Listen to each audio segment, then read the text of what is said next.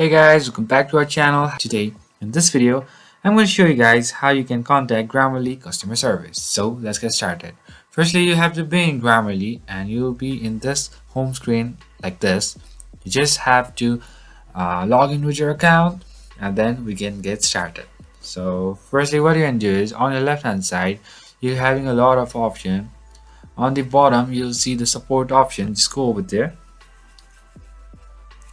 and then you can have a customer service over here. You can ask any question, like let me just do the simple question, which is a common one. What do I need to use Grammarly?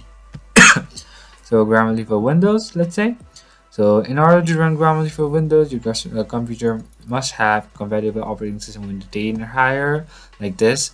Like this, you can have a customer service in Grammarly. So that's pretty much, guys. I hope this video is helpful for you guys. So if you like our video, please leave a like and do not forget to subscribe our channel. And also hit the bell icon so you never miss an update from us.